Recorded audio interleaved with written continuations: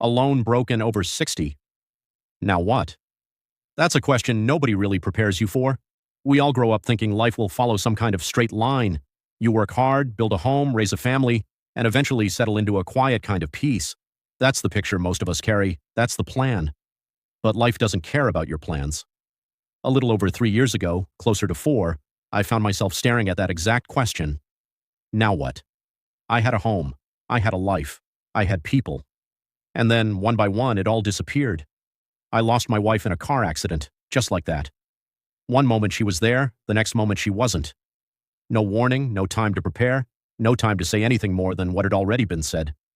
Not long after that, I lost my parents to cancer, both of them. Watching that happen, it changes something inside you.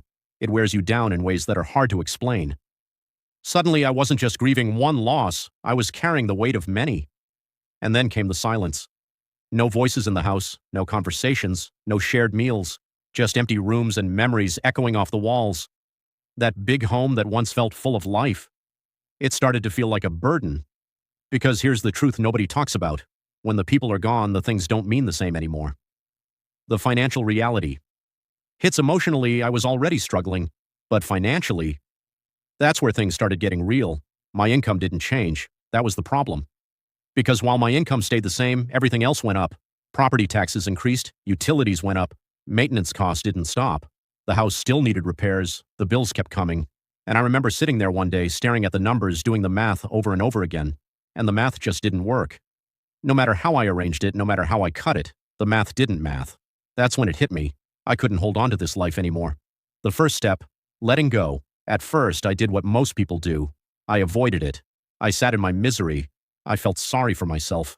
I told myself I had failed, that I couldn't hold things together, and maybe in some ways I had. But eventually, something inside me shifted. Not a big moment, not some dramatic realization, just a quiet understanding. If I don't do something, I'm going under, so I made a decision. The only real asset I had left was my home, so I put it up for sale. A year of letting go. Selling that house wasn't quick. It took over a year, 2 different real estate companies, endless showings, waiting, hoping. And during that time, I had to face something even harder than selling the house itself, everything inside it.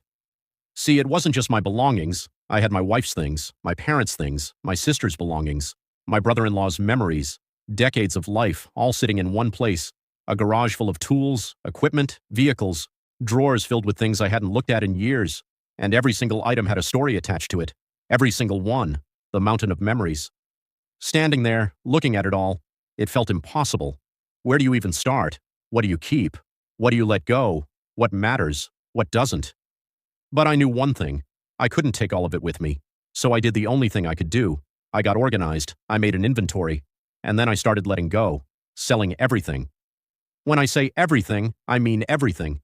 Furniture, sold. Artwork, sold. Stamp collection, gone. Tools, most of them sold.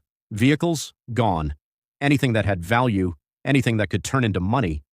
I sold it, not because I wanted to, because I had to, because I understood something important. If I wanted to rebuild my life, I needed resources, and the only way to get those resources was to convert what I had into something usable. So I stripped it all down, piece by piece, memory by memory, until there was almost nothing left. Starting over with almost nothing. By the time it was all said and done, I had reduced my entire life to what could fit in the back of a truck. That's it. Everything else was gone. The house sold, the belongings sold, and in my hand, a check. But also, a mountain of debt. Facing the numbers. So I did something simple. I sat down with a pencil and paper, and I started going through it line by line.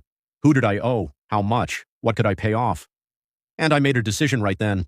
I was going to clear my debts, no matter what that left me with. So I paid them, one by one, until there wasn't much left. What was left? After everything was paid off, here's what I had. Enough money to buy an old box truck, enough to buy an old camper, and that was about it. No big savings, no safety net, just a small setup and a fresh start. The question.